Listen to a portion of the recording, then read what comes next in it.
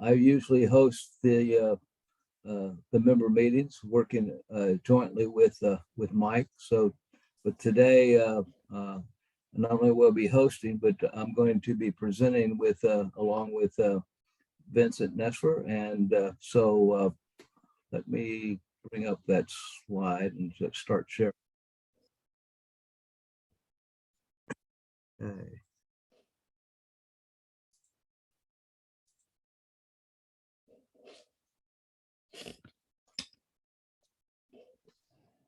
All right. Let's see. All right, you can see that? Mike, Yes, we can. Yeah, okay, Yep. good. All I right. can see. So this was kind of a collaborative effort, and let me go back. So Vincent and I were talking about the use of the CSET tool, and that's a tool that was developed by the Department of Homeland Security, and how it can be used. We use it with in our curriculum for disaster recovery, risk assessment, and business continuity. And he was using it for a capstone. So what we're going to do is talk about. Let me go to that agenda. We're going to give a quick overview, and I want to just make this quick. So I'm going to go through those slides fairly quickly, but give you an overview of the CSET tool, and then Vinny's going to cover the capstone class and what his class did and how they used the CSET tool. And then I'll give you a quick demo. And I say quick, it'll take a little bit of time. There's a lot. This is a robust tool for risk assessments. And then we'll have some time for Q&A. So let me just go ahead and get started with the overview of the CSET tool. So the tool is a standalone desktop application that guides asset owners and operators a systematic process. So it's really guiding through the evaluation to do a risk assessment for operational technology and information technology. And the tool provides the following. It's a framework for analyzing cybersecurity vulnerabilities associated with an organization's overall industry control systems and information technologies and architecture. It also covers several frameworks that they've just added, and I'll go over those in the demo. It's a consistent and technically sound methodology to identify, analyze, and communicate to security professionals the various vulnerabilities and consequences that may be exploited by cyber means. It also it's the means for the user to document a process for identifying cybersecurity vulnerabilities, and then it provides suggestions and let's see here, based on the evaluation tools and the best practices. So if you're looking at performing the assessment, the evaluation, it's a disciplined and repeatable approach, but it takes a team effort. And this team, so, and Vinny will kind of talk about it from his project point of view, and I'll talk about it from some of the industry perspectives. But it's a subject matter experts team along with your security and IT people. And when I say some subject matter experts, I'm talking about the people that work in that company. So depending on the assessment, you have to have the right subject matter experts in the room. And I'll discuss that when we do the demo. So it's also a desktop software tool. It guides the owners and the operators, as I mentioned. I've used it mainly in control systems, but it's really for more than that now. And you'll see that in the demo. Users can evaluate their own cybersecurity stance using many recognized government industry standards and recommendations and frameworks. The Department of Homeland Security and the Idaho labs actually developed the tool, and it's offered at no cost. And it's now supported by CSET. So when you go to download the the tool itself, you'll go to the CISA website, and I have those that information later on in the presentation. So there's a process that we follow, and first of all, you have to select the standards that you're trying to guide in your policies for your company. And when you select those standards, it provides a set of standard questions to help you navigate through the risk assessment with your subject matter expert team. Then you have to determine an assurance level. So, and that assurance level is based on the CIA IAD, and it gives you a weighted answer for those questions. Then also you have the opportunity to create a diagram if you want to, a network diagram, enterprise network diagram if needed, that shows the component questions. It generates a component question about each asset in your network. And then once you've gone through the questions with your subject matter experts, you answer the questions, it'll provide a gap analysis of where the gaps are from a security perspective. And also it analyzes the results and provides different types of charts and reports, including an executive summary. So when you select the standard, it basically, the user selects one or more government and industry recognized security standards. And then the tool generates questions that are specific for that requirement. Some sample standards include the DHS Catalog of Control System Securities, the NERC list. So these are just different ones, the 8053, different versions too. So the current version is version 5. So that's the one we use with some of our internship clients. And then the NIST cybersecurity framework.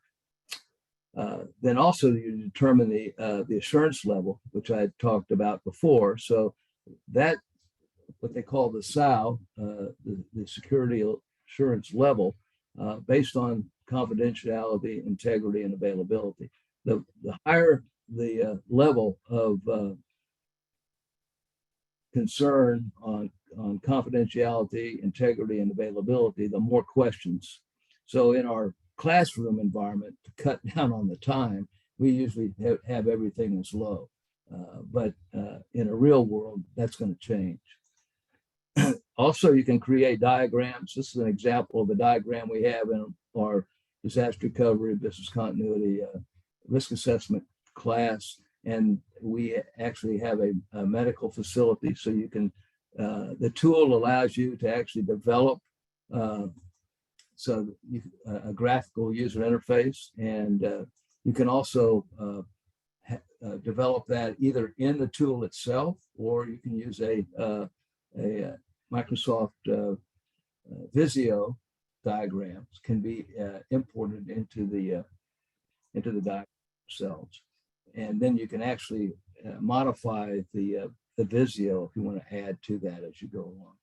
Users are also defined cybersecurity zones that are critical components in network communication. So actually, it'll do some assessments for you, like if, for example, if you were going out to the internet and it didn't have a firewall, it will identify that as a potential security breach. And then icon, like I mentioned, you can develop your own diagrams, and it's various icons depending on the type of industry that you might be in. And then you answer questions that are generated by the tool. And again, so you have the IT department and the security organization is going to facilitate. This helps you facilitate a session with the different subject matter experts in that company, and to help risk that are in each of the within the entire network as far as assets, as well as maybe processes and policies. The assessment team can select the best answer to each question. So this is only good, it's only as good as the answers that are given by the subject matter experts. Network configurations and their security policies and procedures.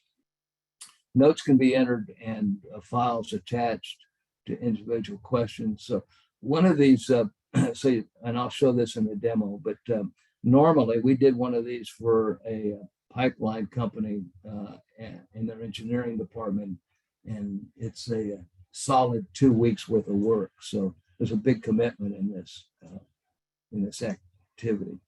Each question has associated reference information that is provided for classifications and then and clarification. And then the system also displays the underlying requirements, any supplemental text. So you can actually, if you have a question of what does this mean, then it actually can go out and look at the reference materials. And then the last thing it does is provide different types of reports, executive summaries, graphs. It actually will also put together a project set of steps that you need to follow in order to close those gaps.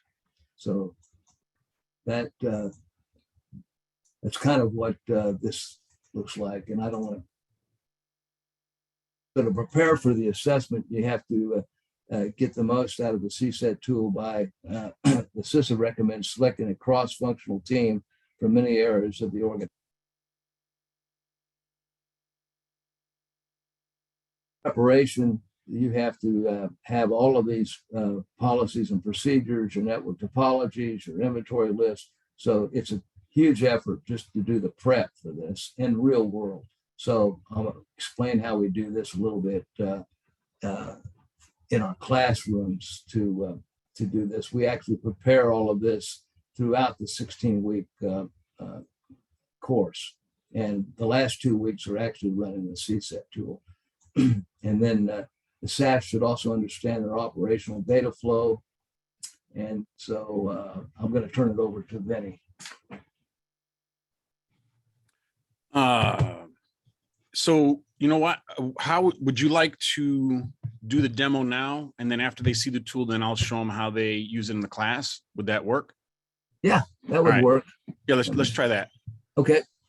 I think you set them up perfect so that they can now see the tool. So Okay. let's do that.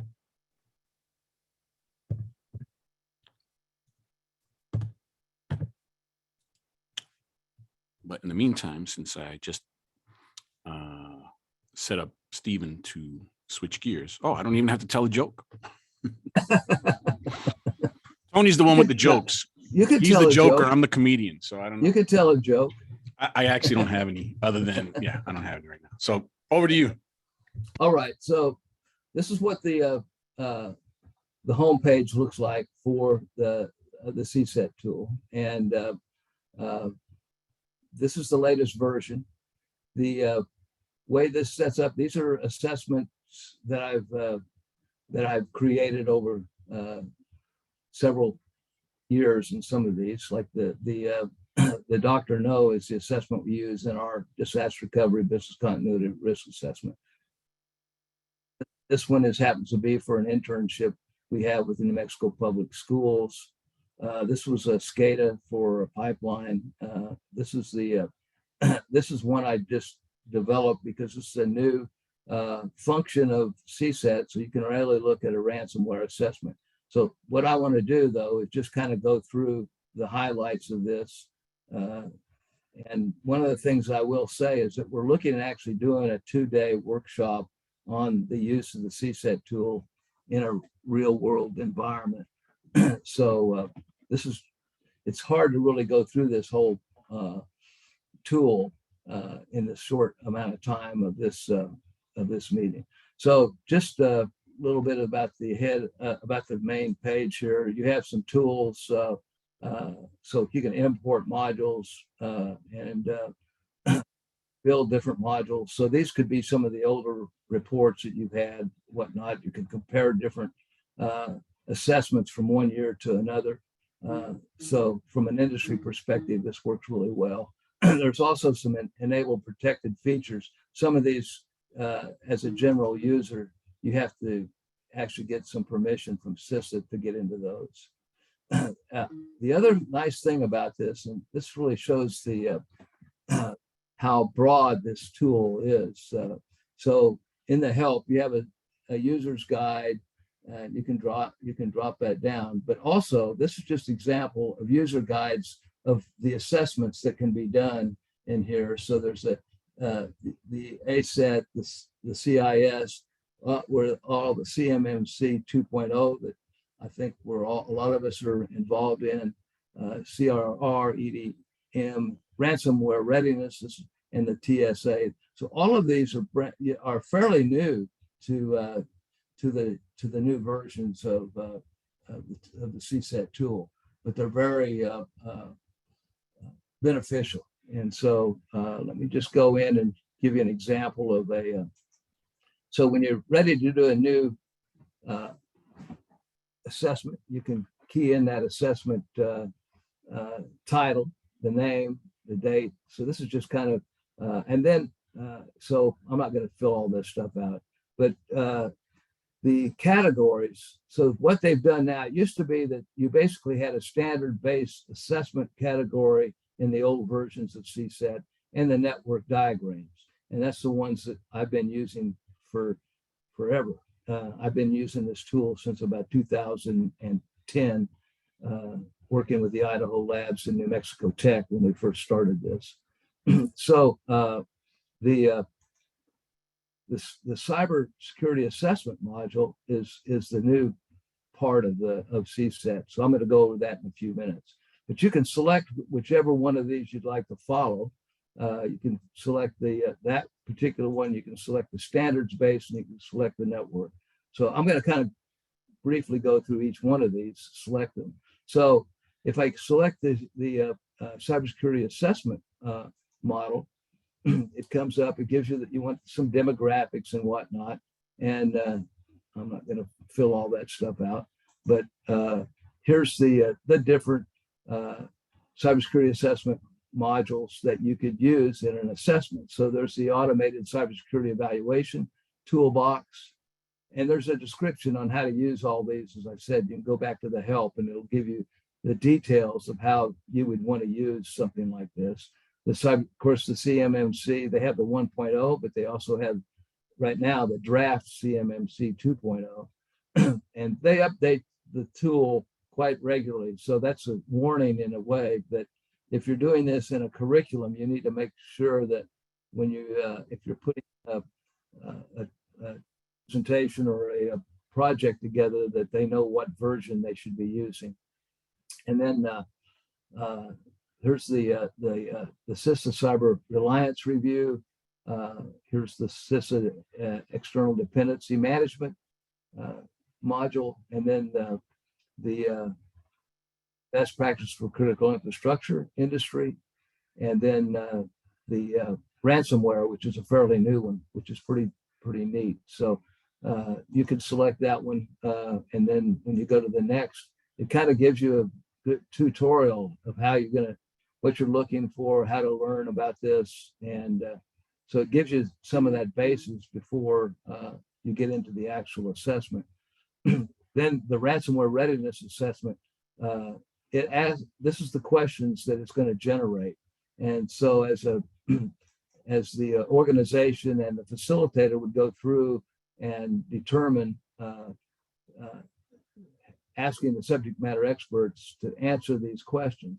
Now, the nice thing about this tool is, okay, so you have this question, and Vinny's going to talk about how they did it. I know for our internship program, we did everything virtually. So we actually provided this list of questions in a different form to the subject matter experts in the different departments and organizations of the public of the New Mexico Public Schools, because we didn't have the luxury of sitting down in each one of these in a room and going through all of this stuff. So they got the questions in advance, and then all we had to the students had to do was fill in what they answered.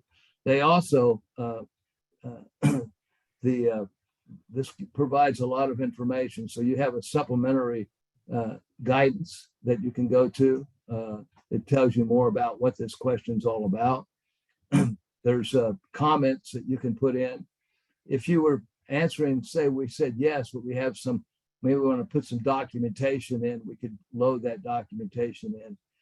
If you want to look at references, here's different references from a standards perspective about that, how that question could be, why that question is asked, and the consequences of the answer.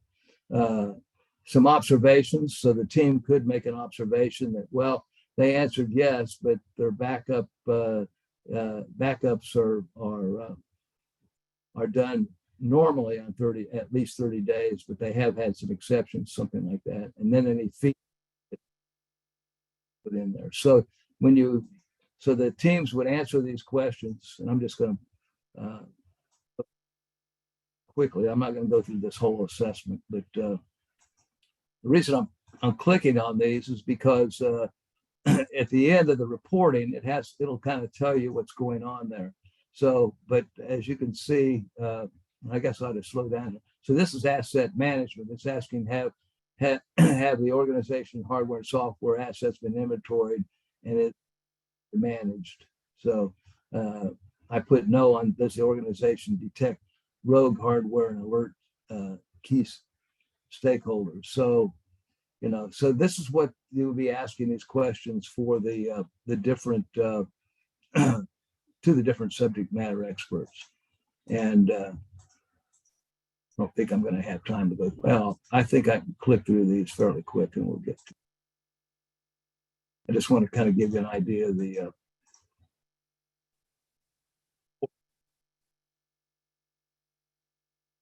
And again, it takes quite some time to go through these risk assessments if you're going to do them in a realistically and meaningfully. And it's, of course, it depends on the size of the organization as well, that how many people are going to be involved in some of the industry assessments we've done. It has been 2 months on one of the jobs to get through the assessment. So at the result of that, it gives you these results. And so it's saying robust data backups is kind of showing how well you are in those areas. Network parameter monitoring, it has nothing that shows there. So it also does a RRA practice scoring. So backups, it tells you how many you've answered and how many you haven't. So it kind of gives you a relation. If you didn't answer some of the questions, then it may have an impact on what the real results are. And then you may have to go back and do some more interviews with the subject matter experts. And then there's an assessment tier that it shows basic, intermediate, advanced, and then the RRA practices. So this is kind of give an example of the basics. So there's some areas, there's 2 basics that were no's. So this is what was answered on. So there may be some concern here that will have to be followed up on. And so it's kind of showing each one of these. And then it gives you a performance summary of how well you're doing. So you have, it looks like there's quite a bit of work to do in different areas. Overall, the basic, intermediate, advanced, and then it's going to come up with the reports. So the different reports, so you can do an observation tear out sheet. This could be sent to each one of the areas in that organization and an IT security team that could address those issues. And then just click on one of these, kind of show what the report. So this is kind of the assessment report at a high level. So it actually will generate some advice, and then it kind of gives you the breakdown of where all in this area. And then it's actually saying, here's the answers to the questions. and how much percentage you are. Suggested areas of improvement. So this is where it would really gets down to where you really need to start setting up a project schedule to close those gaps that are needed. So phishing prevention and awareness is a high area of concern. So this is what it kind of shows: goal completion summary, just kind of a breakdown on where you're in good shape and where you're not in so good a shape. And again, it goes back to this to the RRA practices and advanced, intermediate, or basic, where you're at in that program. And then it also identifies the important systems and data backup. This is kind of the different NIST standards that address those areas in backup and control, malicious web. So it kind of identifies each one of these and then gives you some guidelines of where you can maybe go and put in policies, practices, or actually mitigate activities to close those gaps. And then, so it's going to be a pretty detailed report, and it goes through that all those that were in that section. So that's just kind of a quick one on that particular. Now let me go back to give you one that I'm more familiar with, and I'll just kind of go through this. So we have a Dr. No is our medical facility we have in our class, and so this throughout the semester we're preparing to do this risk assessment. And the way we set this risk assessment up is, again, we kind of did this as a both using the NIST 600 standard, and we also used the diagram and to set this up. So everything we did is low because we didn't want to generate 1,000 questions for these students to have to go through. And you do this in a team environment. So you can break the team up, the students up into the users and then the IT and security folks. You can also check when you're going through these assessments. You can do a general risk-based or the NIST 600 or whatever. So if we go to what we did here, we actually went to the diagram. So let me just kind of show you what the diagram looks like. So I can go in and edit the diagram. And if you, so these are the medical devices that we have for this particular thing that we could add in there. So you can actually use those as part of your asset inventory. You can set up zones if you're especially like in the SCADA system, but even in the medical field, you may have different zones of that you want to identify.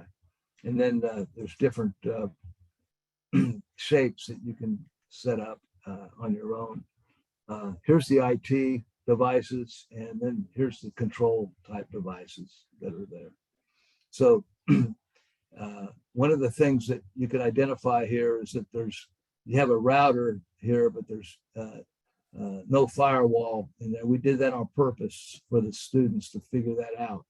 But so that was to make sure that when we do the risk assessment, we're going to identify some of these issues. And then I'm going to return back here to the, so then when we start generating, it'll generate the questions.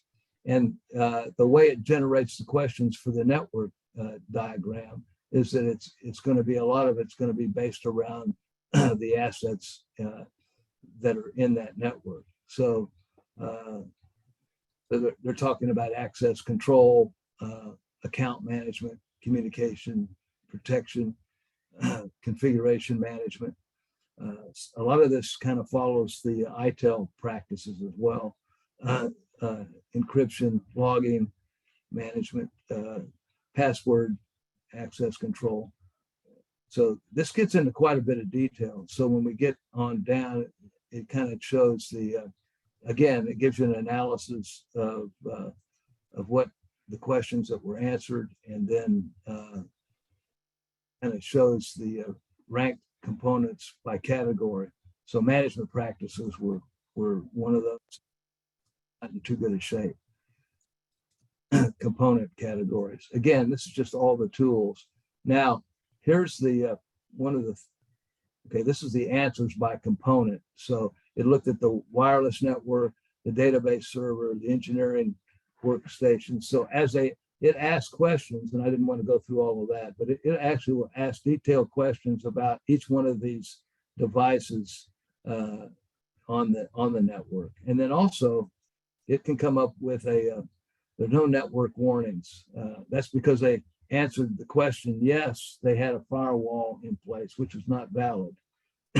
But anyway, and then you have different high-level assessment descriptions, executive summaries that can be developed, and then so on an executive summary, it basically gives them a high-level report. So part of that, the assignments, is that they have to take the executive summary and then add to that to provide their own comments on that. So, and then you can get into site cybersecurity plan. This is where you can actually get into where you're going, generates a plan for system identification, what you need to be doing there, the network diagram, what the roles and responsibilities would be. Then it goes down and starts identifying the details about, let's see if I can get down to the end here. So it just gives you all kind of a high level of what you can do to help develop a project to close those gaps. And then let me go back to.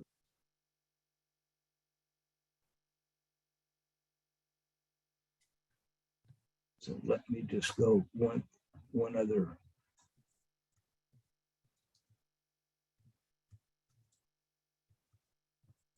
This is just, I want to just show you the, oh, that's wrong. Okay, standards. Yep, okay.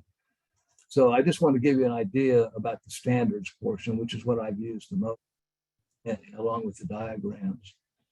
And the big thing about this, so just get a good example. There's a lot of, this tool provides a lot of standards, and that you can go by, and it gives you a detail on each one of those, kind of a summary of those, and you can get the details when you actually click into that to that standard. So so chemical, oil, and natural gas, you can do custom. So that's the maturity model certifications, DOD instructions, so electrical, financial, general, healthcare, information technology, the NIST cybersecurity framework. That's where I really get started. The nuclear process control and SCADA, and questions only. So you can't just generate something, you're just going to do a questions only, or it's about risk assessments. And then supply chain, and then transportation. So there's lots of flexibility, and it covers a lot of different environments, as you can. So take questions in a minute. I'm going to stop sharing this and go back to let talk about how this really works in the real world classroom and a capstone. So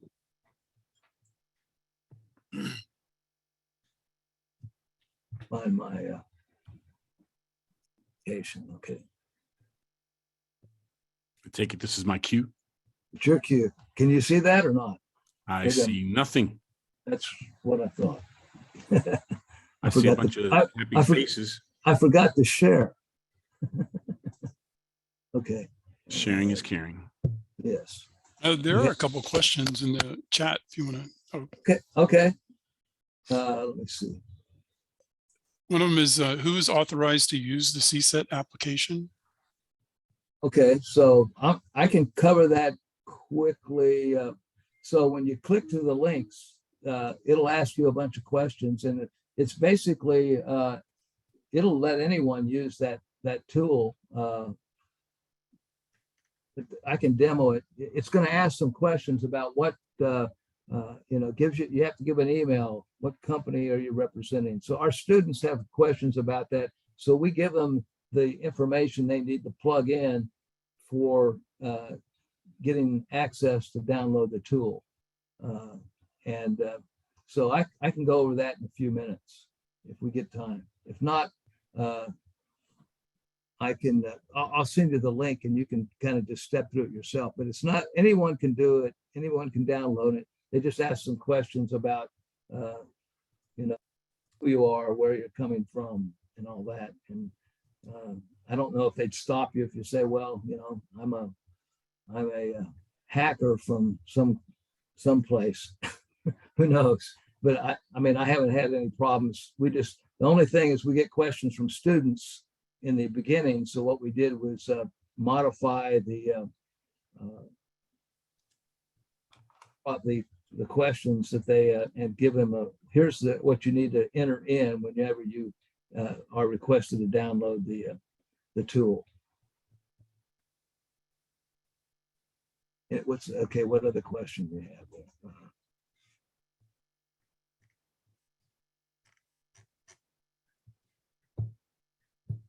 Yeah, you have to have an input number, but it's that number is tied to categories within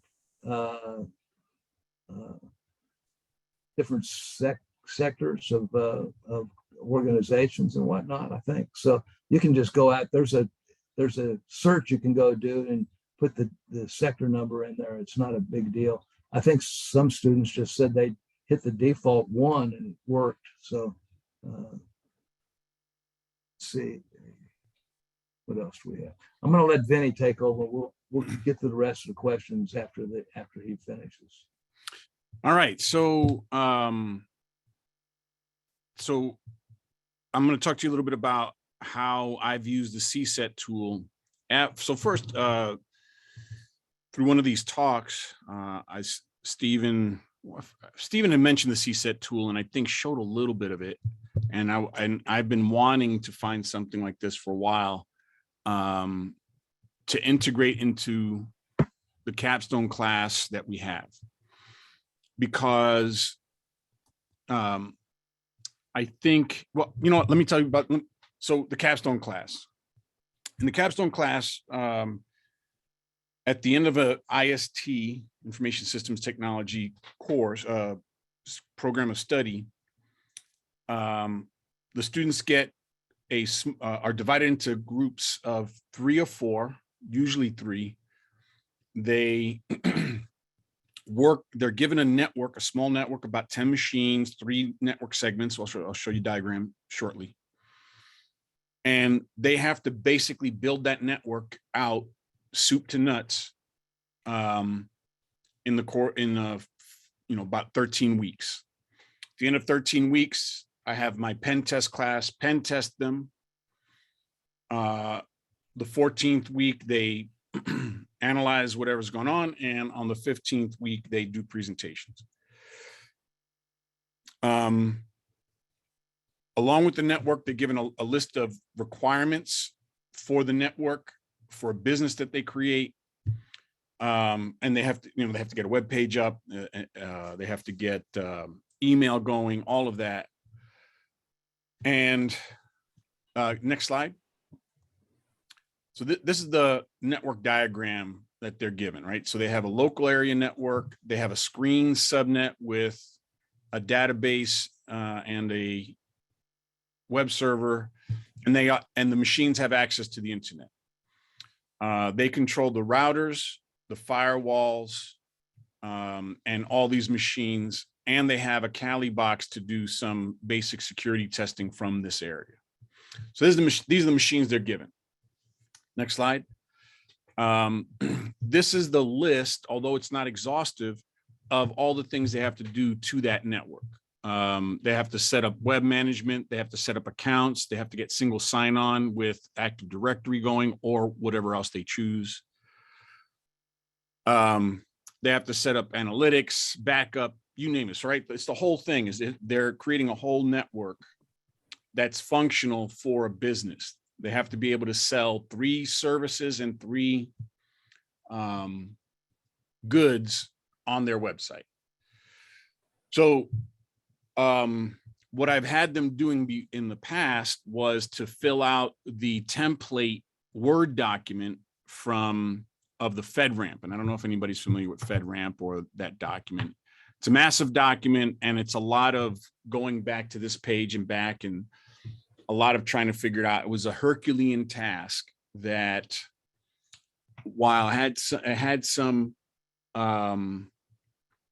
good education to it, it just was a little bit more of a lift than I would have liked. And so the CSET tool is a near perfect tool for what we're using, right? For what we're doing. Why? Because it forces them to ask the questions the way they need to ask them, with the exact references to each thing that they're trying to figure out from, in fact, some of the things that are on this list that they have to do, right? So it forces them to become acquainted with the references, where they are in the documents, the list of the items in the 800-53 that's relevant to securing a network. And so it's just a very good way to get them acquainted with the compliance side of getting a network up. Next slide. So at the end of the course,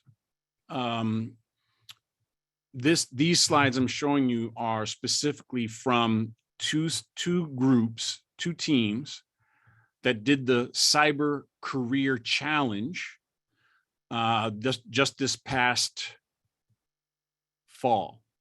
spring. And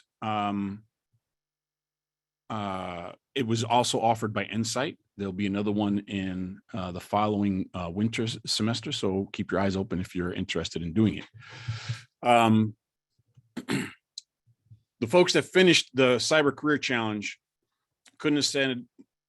I couldn't have paid them to say better things, right? They enjoyed the experience. Part of the experience was having them do the CSET tool. The benefit that came out of them doing the CSET tool was what you see there, right? The CSET tool gives you a list of a categorization of how compliant you are in each of the categories. And, if I had told them, go ahead and secure your net, build a network and secure it, and then I asked them, I have the red team hacking them, but I have no real measure of how much that they built the network to a spec that would be acceptable by a government agency, for example. This tells me something right off the bat. And in fact, with those numbers, if I'm the designated authorizing authority, I can actually make a determination if I'm going to say, all right, that's close enough for us to get online, and we'll continue to try and make it better over, or if it's like that the scores are too low and I'm like, no, we're not bringing this online until we get better, right? Those are the real scores that matter to me as an executive, for example, I would say. So there's that. Next slide. Here's the other team showing the same basic information, has some nice pie charts. I know it's too small for you to see, but in the lower section, it breaks it down more granularly of what they've completed in terms of the questions and things that they had to do. So compliancy, overall, there's 78 with the standards, 76, and components was 81%. Next slide. And then again, this breaks it down more granularly where the issues are, which allows them to, in their final report, say, okay, here are the things that were not in compliance. Here's the priority and the sequence in which, if we were to continue this, the class is over, here's how we would address these things in this sequence going forward, right? And again, that becomes very real world. I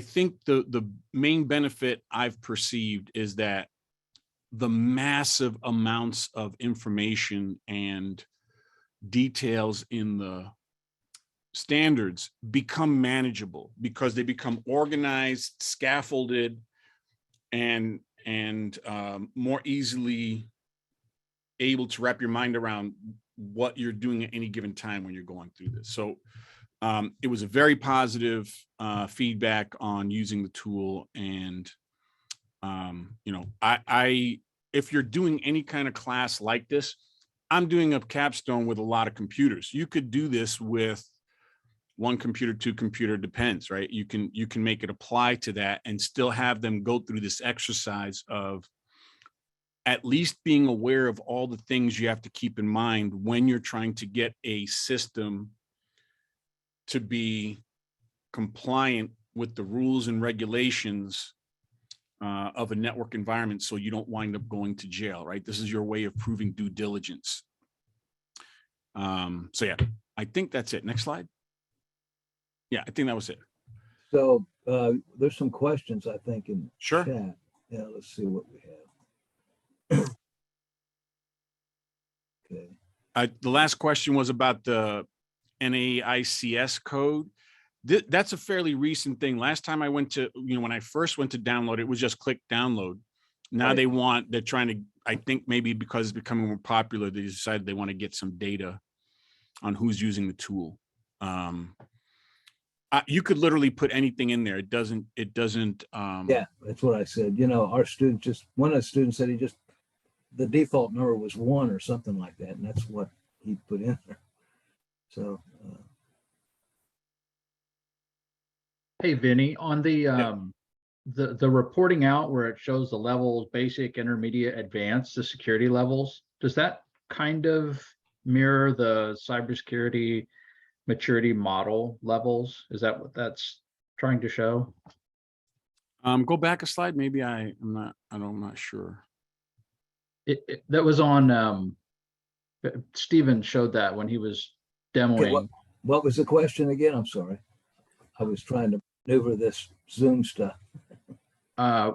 Where it showed the security levels, basic, intermediate, Oh, and advanced. yeah. Okay. Yeah. Is that supposed to kind of model the cybersecurity maturity model thing that's coming out? That's a good question. I can't answer that specifically. That's something maybe I can run by the CISA folks that I've been in contact with on some of this. I would think so, but I thought that there was something more specific on that with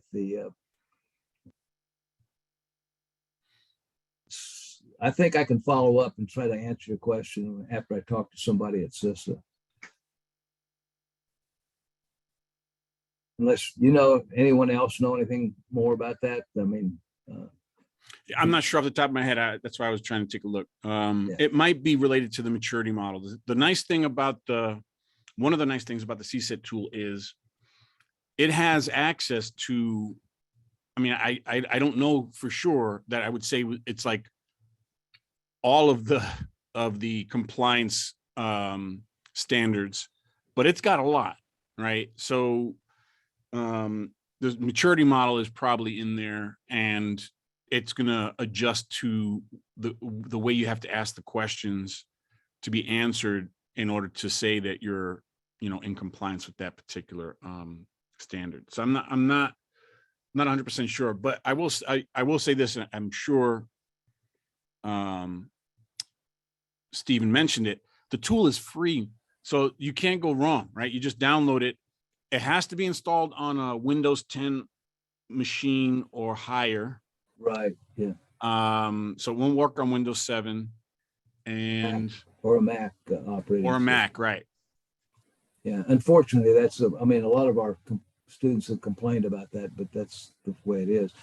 They are. I've been told that they are working on a Mac version, so I don't know when that's going to come out. But yeah, it's free, and I would definitely download it run it and just kind of walk through the questions the way Stephen did, and then just say, okay, do I see my students going through, do I see my students, how do I see my students going through this and appreciating this or being lost? And I think you'll find, whether or not it'll be useful for your particular educational context. Okay, but does it work on a VM? It works on a VM, right? Yes. Yes, it Awesome. does. So if you have the Mac, you can put a Yeah. VM on. Assuming you That's- have it. I'm not sure if it'll work on a Mac. Yeah, it will. We have, will. we Right, have but are had they some- using the M1 chip? Oh, that's a good question. I don't know. I have to go. So There's some of our students have used it on their Mac, but I'm not sure what their platform was. So there is an M1 version of VMware, and there is an M1 version of Windows 10 or 11 that will install, but I'm not sure if that means it'll now work, it'll run Intel-based stuff. So I'm Yeah. pretty sure it's not, but I haven't tested it. There was a question in chat about the videos on YouTube. Some of those videos are out of date, so you'll have to kind of, if you'll have to go through and make sure you're using videos that are based on the version. And actually, you can go back and get different versions, so you don't have to be using the newest version if you don't want to. Martha is having trouble downloading because then it's not letting her fill in anything. What time is it? We only have a few minutes. I was going to say you could share your screen. We could try to walk you through it, but we're kind of short on time. Yeah, so this is the download information for the CSET download, and then I was going to do the demo, but let me see if I can break out of this real quick and go into a actual. Maybe she could share hers. We got enough. Well, we have about 5 minutes, so I don't know.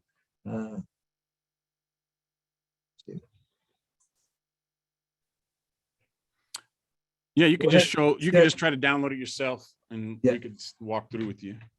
You can contact either one of us, and we can walk you through the process. Garcia said he downloaded it fine. Yeah. Will the slide deck be available after the session? Yes. And again, we're going to be sending out a questionnaire, but NCyTE's considering having a 2-day workshop that's more hands-on and around a real world type environment. So maybe Vinny and I can work together on that as well. So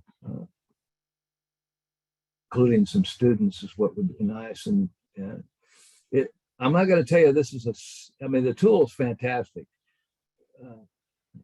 It doesn't do everything for you, and it's only as good as the subject matter experts that you have and their honesty in there. But like I said, we've actually held some community ed sponsored risk assessments with real industry partners, mainly in the SCADA environment. So and they have gotten a lot out of it. What's really kind of amazing is in SCADA, the different legacy. There's so much hybrid systems. They had legacy systems in some of these control system environments that were put in the 1980s. So it really helps you understand what your environment looks like, and then what are the risks that you have. So if you had a mini computer that was put in your system in the 1980s, what would be a big concern there? Well, support. What if that thing fails? So that kind of comes into the availability area. There's one other thing I probably failed to mention. It may be obvious, but it's worth mentioning. From the perspective of being the professor of a class like this, right? The tool makes it so much easier for me to evaluate what the student did, right? Because it's basically capturing, organizing all the information I need to see what they did and what they didn't do. It's easier for me to hone in on the stuff that they didn't do and say, well, why didn't you do that? Is it that you didn't know how to do it? Is it because it wasn't appropriate for, like, let me see your judgment on what what you didn't do. So it focuses my time. So it's instead of having to look at every single thing, I can hone in and spot check. You can imagine if you have a bunch of these reports, and these reports can be hundreds of pages, literally, if they, depending on how you do it. This allows me to get to the really good, the real important pieces quickly, to evaluate it, give them the feedback they need, and move on to the next one. So it really maximizes the efficiency and effectiveness of my time working with the students. So, yeah. I would agree. Okay. I put our contact emails in there, Vinny, and they can contact us if they have questions, because we're short on time. And I have another meeting at 10, so I have a hard stop. Okay, I do too. So Mike, you want to take over? Maybe Mike's not there. Okay, yeah. Shoot, I'm here. So here we go. I just have a couple of quick announcements. We have the CMMC 2.0 workshop that's coming up on September 27th to 28th. If that's something that you're interested in, please sign up for that. We have another one on November 29th and November 30th. And again, I'm going to run through this stuff really quick. Sorry. Where is my next slide?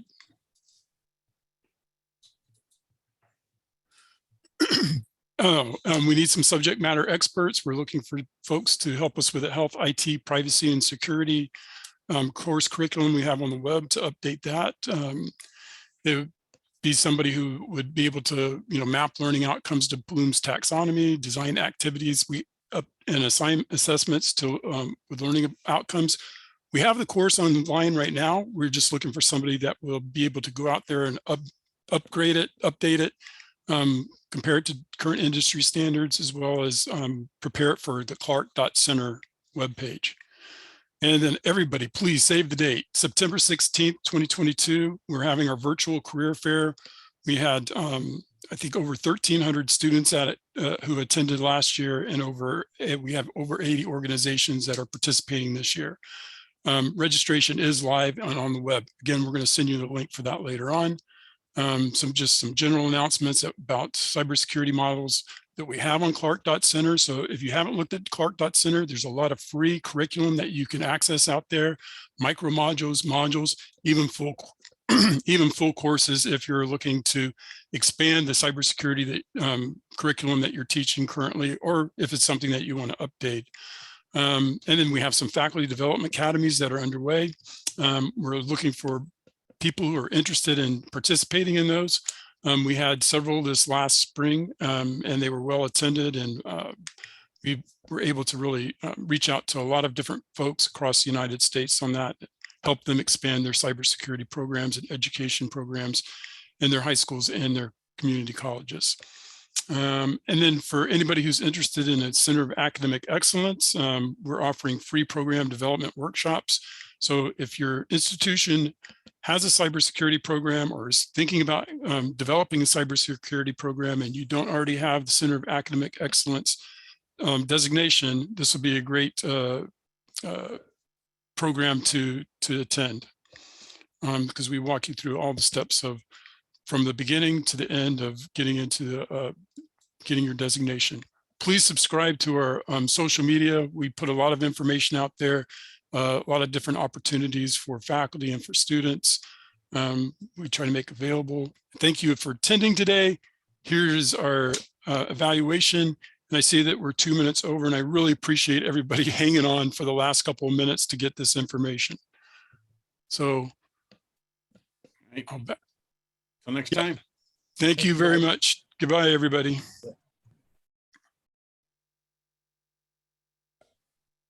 Goodbye.